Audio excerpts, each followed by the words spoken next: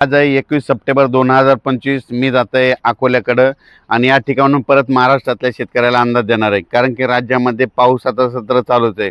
तर हे पाऊस कधीपर्यंत राहणार आहे? तर सांगायचं झालं तर आज 21, 22, 23च्या दरम्यान तुम्हाला सांगू इच्छितो की मराठवाड्यामध्ये आणि पश्चिम महाराष्ट्रात पाऊस म्हणता हे सत्र 2-3 दिवस आणखीन चालूच राहणार आहे. दररोज वेगवेगळ्या भागात पडणार आहे, पण मराठवाड्यामध्ये सगळ्या जिल्ह्यामध्ये दररोज वेगवेगळ्या ठिकाणी पाऊसमध्ये या 4 दिवस पडणार आहे, म्हणून हा अंदाज लक्षात यायचा.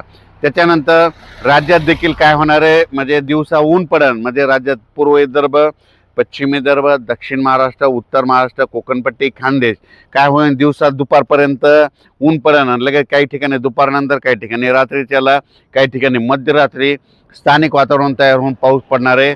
म्हणून हा अंदाज काय करायचा, सर्व विभागातल्या शेतकऱ्यांनी लक्षात यायचा. मग त्याच्यानंतर काय होणार आहे, 25 आणि 26 तारखे, 25 आणि 26 सप्टेंबरला राज्यातला थोडा पावसाचा जोर थोडा कमी होणार आहे, पण त्याच्यानंतर राज्यात परत एकदा मोठा पाऊस येणार आहे. म्हणून हा अंदाज सर्वप्रथम शेतकऱ्यांनी लक्षात द्यायचा. मग तो मोठा पाऊस कधी येणार आहे, तो काय होणार आहे, 27 तारखेपासून ते 30 तारखेच्या दरम्यान राज्यामध्ये ठिकठिकाणी मुसळधार, काही ठिकाणी अतिमुसळधार, काही अतिवृष्टी देखील होईल. म्हणून हा अंदाज लक्षात यायचा. मग तुम्हाला एक सांगू इच्छितो की तो पाऊस कुठं होणार आहे, तर सुरुवात काय होणार आहे, सुरुवात होणार आहे म्हणजे सांगायचं झालं तर पूर्व विदर्भातून काय होणार आहे, 26 तारखेला सुरुवात होणार आहे. 26-27ला तो पाऊस काय होणार आहे, परत मराठवाड्याकडे येणार आहे. त्याच्यानंतर तो पाऊस तसा पुढं सरकत 27-28ला काय होणार आहे, पूर्व विदर्भ, पश्चिम विदर्भ, मराठवाडा आणि लगे पश्चिम महाराष्ट्र आणि उत्तर महाराष्ट्राकडे जाणार आहे. त्याच्यानंतर 27, 28, 29च्या दरम्यान संपूर्ण महाराष्ट्र व्यापून टाकत आणि ठिकठिकाणी काही ठिकाणी मुसळधार, कुठं अतिमुसळधार, मुंबई देखील मुसळधार होईल, पुणे, सातारा, सांगली तिकडे देखील अतिमुसळधार पाऊस पडेल. त्याच्यानंतर सोलापूर जिल्ह्यात देखील मुसळधार पाऊस पडेल. त्याच्यानंतर लातूर जिल्ह्यात देखील आहे, बीड जिल्ह्यात देखील आहे, परभणी जिल्ह्यात देखील आहे. त्याच्यानंतर जालना, नांदेड, संभाजीनगर, म्हणजे सांगायचं झालं तर जिल्ह्यामध्ये 2-4 खूप ठिकाणी जोराचा पाऊस, कुठं अतिमुसळधार, कुठं रिमझिम असा पाऊस पडणार आहे. म्हणून हा अंदाज लक्षात घ्यायचा. सांगायचं झालं तर 27 ते 30 तारखेपर्यंत चांगला पाऊस पडणार आहे. 1 तारखेला परत राज्यात काय होईल, अशी चांगलं धुई येईल, म्हणजे ऊन पडायला आणि परत धुई येणार आहे. काही जण धुई म्हणतात, काही जण धुके म्हणतात, धुराळे येईल. म्हणून हे लक्षात घ्यायचं. म्हणून हे अंदाज सगळ्या शेतकऱ्यांना लक्षात घ्यायचा.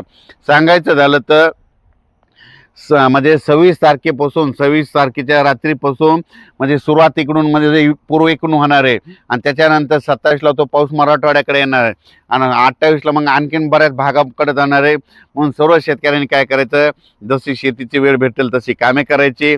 आणि सोयाबीन काढायला आला असेल तर तुम्हाला 30 तारखेच्या नंतर मग पाऊस उघडणार आहे. 30 तारखेच्या नंतर 2-4 दिवस पुन्हा परत काय होणार आहे, म्हणजे हवामान कोरडं राहील 30 तारखेपासून. म्हणून ही एक अंदाज लक्षात घ्यायचा. आज बऱ्याच शेतकऱ्याचे मला फोन आलेत, आज माझ्या महाराष्ट्रामध्ये धुई आली. मग ही धुई आल्यावर पाऊस जातो का? तुम्हाला एक सांगू इच्छितो, ही जी धुई आहे ही म्हणजे जी पानधुई असली, समजा पत्रावून जर पाणी गळालं, पत्रावून पाणी टिपकलं की त्या दिवशी पाऊस येत नसतो. पण ही जी धुई आहे ही म्हणजे कोरडी आहे, पत्रावून पाणी टिपकत नाही, म्हणून ही पाऊस येणारी धुई आहे. तर पाऊस जात असताना म्हणजे पाऊस कसा निघून जाणार यापुढे तुम्हाला एक सांगतो, कोणाला विचारत जाऊ नका. काय होणार आहे तुम्हाला सांगतो.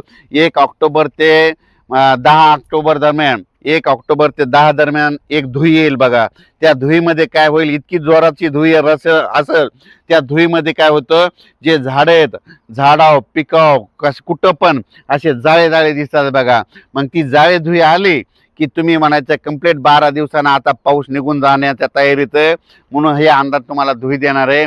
म्हणून तुम्ही काय करा, 1 ऑक्टोबरपासून ते 12 ऑक्टोबरच्या दरम्यान एकदा राज्यात धुई येईल. ती मोठी धुई आल्याच्या नंतर जाळे समजा पिकावर तुमच्या पडले, झाडावर पडले, कुठं जाळे दिसू लागले, असे जाळे दिसू लागतात, जाळे धुई त्याला म्हणतात. जाळे धुई आली की लगेच पाऊस निघून जायचं, कंप्लीट 12 दिवसांना तिथून पाऊस निघून जायला तयारी करतो. म्हणून हे सगळ्यांनी लक्षात घ्यायचं. आणि हे आज जी धुई आली ती कोरडी धुई आहे, म्हणजे पानधुई नाही. पाणी जर असतं ह्या धुईमध्ये तर काय होतं, ही धुई आल्याच्या नंतर गाड्यावर पाणी राहतं, पत्रावरून पाणी टिपकतं, पत्रावरून पाणी टिपकू लागलं, गाड्यावर पाणी साचलं तर काय होतं त्या दिवशी पाऊस येत नाही. पण ही कोरडी धुई आहे म्हणल्यावर कोरडी धुई म्हणलं की पाऊस येतो. म्हणून हे एक सगळ्यांना निसर्गाचं एक कारण लक्षात येतं. राज्यात आता ना 1 ऑक्टोबर ते 10 ऑक्टोबरच्या दरम्यान एक जाळी धुई आहे आणि जाळी धुई आले की कंप्लीट तिथून 12 दिवसाला पाऊस निघून जातो. म्हणून हे एक सगळ्यांनी लक्षात घ्यायचं.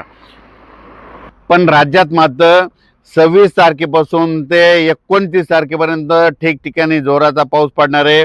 पूर्व विदर्भामध्ये 6, पश्चिम विदर्भामध्ये 11, म्हणजे 26, 27, 28च्या दरम्यान पूर्व आणि पश्चिम विदर्भामध्ये काही काही ठिकाणी मोठा पाऊस पडणार आहे. म्हणून पूर्व आणि पश्चिम विदर्भातल्या जिल्ह्यातल्या तालुक्यातल्या शेतकऱ्यांनी स्वतःच्या पाळीव प्राण्याची काळजी घ्यायची, कारण की त्याच्यामध्ये विजाचं प्रमाण जास्त राहणार आहे.